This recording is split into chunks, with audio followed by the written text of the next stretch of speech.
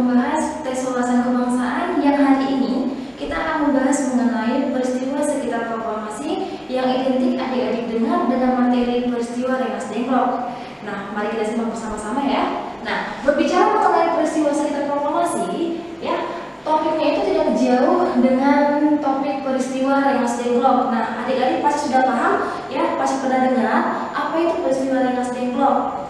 Iya, benar sekali. Jadi peristiwa Rengas Dengklok itu adalah peristiwa ya di mana tokoh golongan muda menculik tokoh golongan tua karena ada beberapa hal yang menyebabkan golongan muda ingin melakukan penculikan terhadap Soekarno dan Hatta. Nah, mari kita lihat bersama-sama. Yang pertama, latar belakang yang pertama karena kekalahan bangsa Jepang. Nah, jadi kekalahan bangsa Jepang itu dulu katanya ditandai dengan pemboman kota Hiroshima tanggal 6 Agustus dan kota Nagasaki yang dibom tanggal 9 Agustus tahun 1945. Nah, jadi kota Hiroshima dan Nagasaki ini dulu dibom oleh pihak sekutu, ya. Jadi sekutunya itu adalah Amerika Serikat. Nah, maka dengan kalangan Jepang atas pemboman kota Hiroshima dan Nagasaki, maka pada saat itu golongan muda ingin menggunakan kesempatan yang ada untuk segera memproklamasikan kemerdekaan bangsa Indonesia. Nah, yang kedua, ya, kekalahan Jepang diketahui oleh golongan muda, Sultan Syahrir namanya. Nah, saat kekalahan Jepang sudah mulai terdengar oleh golongan muda, sementara para golongan tua, ya, yang terdiri dari Soekarno, Hatta, dan Brajiman pergi ke darat Vietnam untuk menjumpai Jenderal Terauchi. Nah, jadi mereka itu pergi ke darat Vietnam untuk menjumpai Jenderal Terauchi dalam rangka ingin menanyakan bagaimana kabar proklamasi kemerdekaan bangsa Indonesia. Karena dari topik yang sebelumnya kan, nah kita udah bahas bahwa Jepang itu menjanjikan kemerdekaan bagi bangsa Indonesia.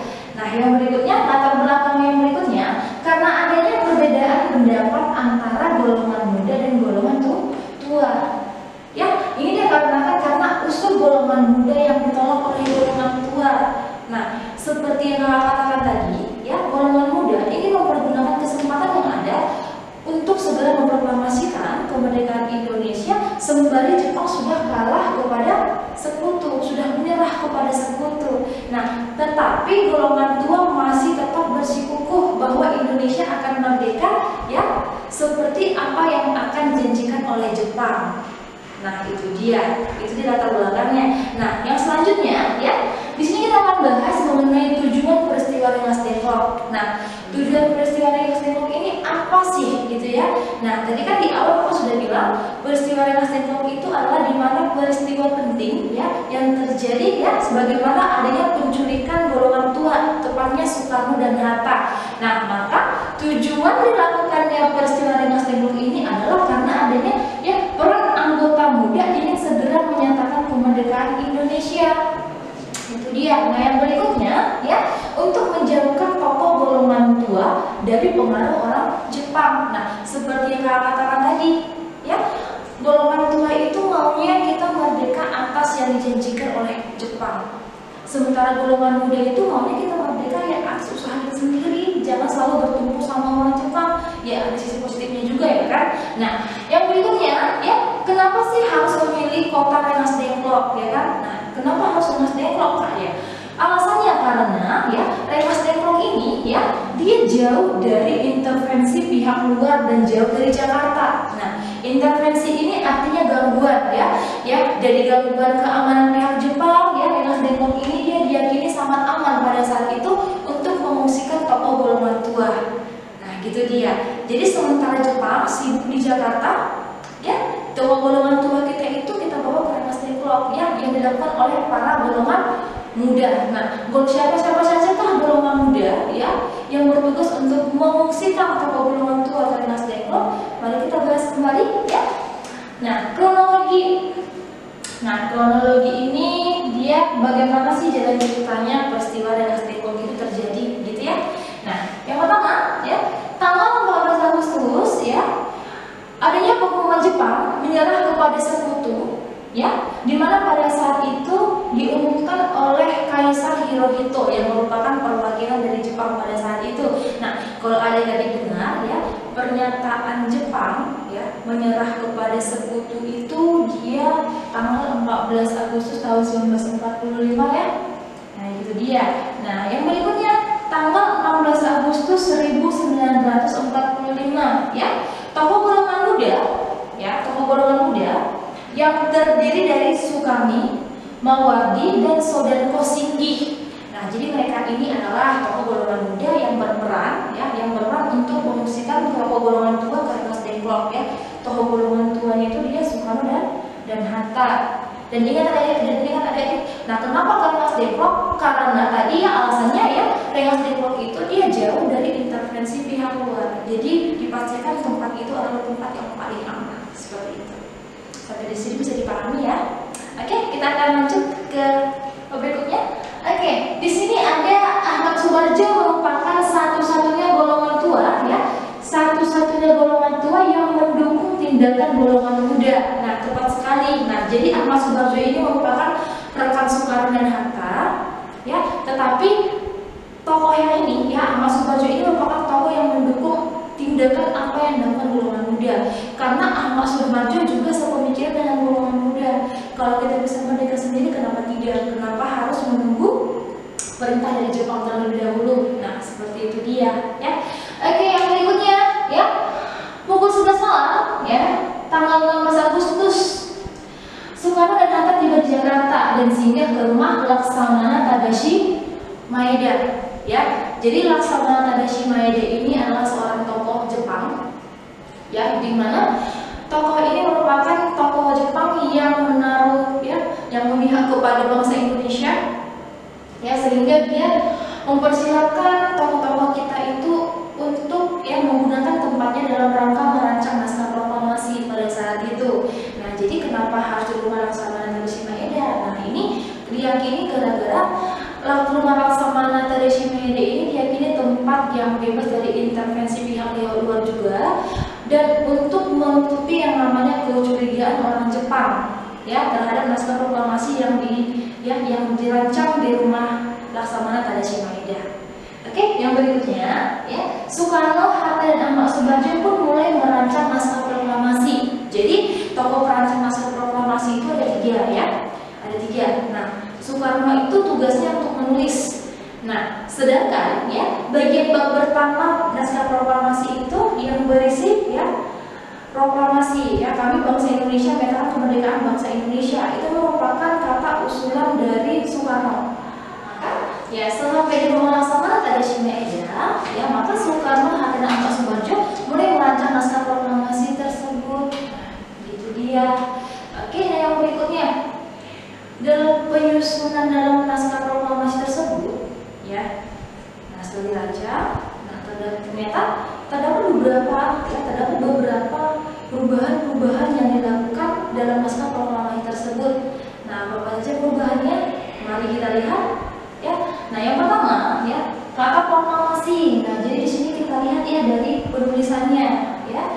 Dari awalnya penulisannya dia seperti ini, proklamasinya dia diubah menjadi huruf balok seperti ini ya.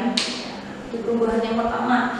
Nah, yang kedua, kata hal-hal ya, hal-hal yang menggunakan pada tanda kutip 2 di sini di atas. Oke, diubah menjadi kata hal, tanda punggung hal.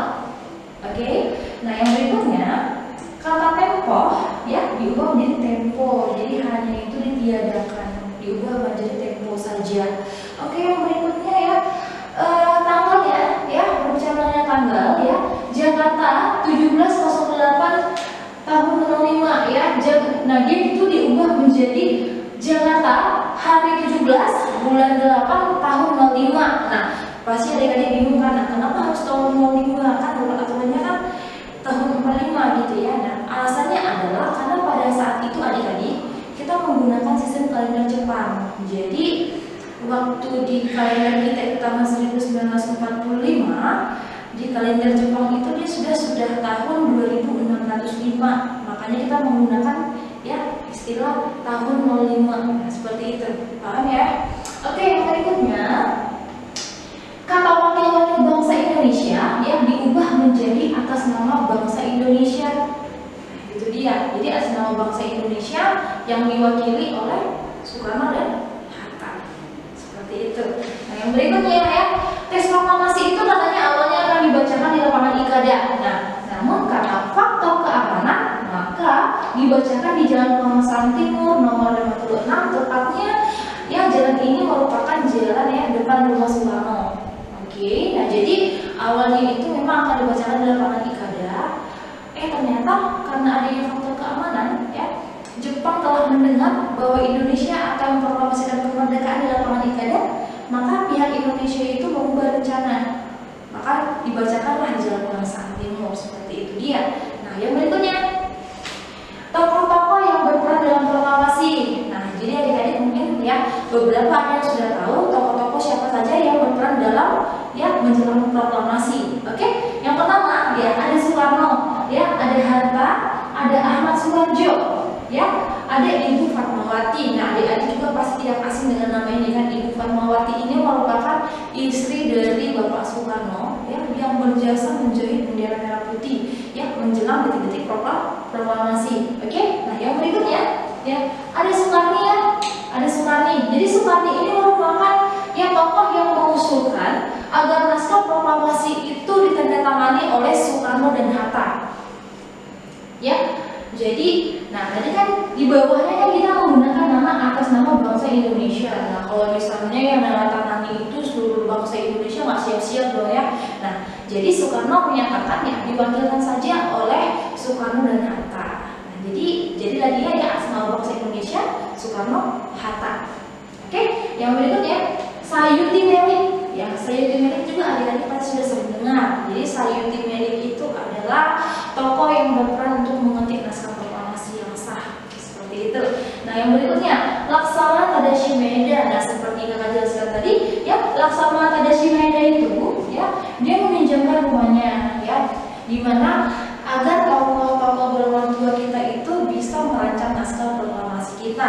Nah, yang berikutnya ada Alex Mendur dan Franz Mendur. Nah, jadi Alex Mendur dan Franz Mendur ini adalah ya dua tokoh kakak beradik ya yang berperan sebagai fotografer pada saat itu ya, memfotografer dari proklamasi. Nah, makanya adik-adik kalau sering perhatikan nih ya di buku sejarah maupun di buku PPK-nya, kalau dia di topik proklamasi kemerdekaan pasti ada dokumentasi saat pengibaran bendera, saat Soekarno membacakan teks naskah proklamasi.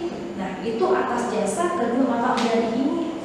Oke, nah yang berikutnya ada Wikana, ya Wikana itu dia, nah tugasnya mengamankan rumah Tadashi Maeda. Nah, jadi waktu golongan tua itu merancang naskah proklamasi di rumah Laksamana Tadashi Maeda, jadi Wikana lah yang berperan, ya Wikana lah yang berperan untuk mengamankan rumah tersebut, ya. Jadi dia itu membawa pasukannya, ya, untuk bersama-sama mengamankan ya daerah rumah Laksamana Tadashi Maeda tersebut. Oke, yang berikutnya Latif Hendraningrat, ada S. Subud, ada Trimurti. Nah, ketiga tokoh ini adalah tokoh yang berperan untuk mengibarkan bendera pada saat detik-detik proklamasi pada saat itu. Oke, yang berikutnya ada tokoh Syahrudin, ya. Jadi Syahrudin ini merupakan tokoh yang menyiapkan ya proklamasi kemerdekaan bangsa Indonesia melalui radio Jepang, ya, radio Jepang Domeng namanya pada saat itu. Nah, maka setelah Syahrudin menyiapkan tentang proklamasi kemerdekaan bangsa Indonesia itu, maka Jepang pada saat itu ya pelan-pelan mereka mundur dari Indonesia. Kenapa? Bahwa ternyata Indonesia sudah merdeka di luar dari apa yang Jepang rencanakan. Itu dia. Nah, jadi adik-adik bisa disimpulkan bahwa sebenarnya kemerdekaan bangsa Indonesia kita itu ya memang hasil perjuangan bangsa kita sendiri, tetapi bukanlah dari hasil janji Jepang kepada kita. Itu dia. Oke, baik adik-adik, sampai di sini topik kita mengenai peristiwa Rengas Dengklok ataupun peristiwa sekitar proklamasi. Kakak harap kalian bisa pahami dan jangan lupa dikerjakan soal-soal latihannya. Dan ingat adik-adik, kita sebagai generasi terus bangsa harus meneruskan apa yang diperjuangkan oleh para tokoh-tokoh pahlawan kita. Ingat, kerjakan apa yang bisa kamu kerjakan hari ini, jangan menunggu hari esok. Salam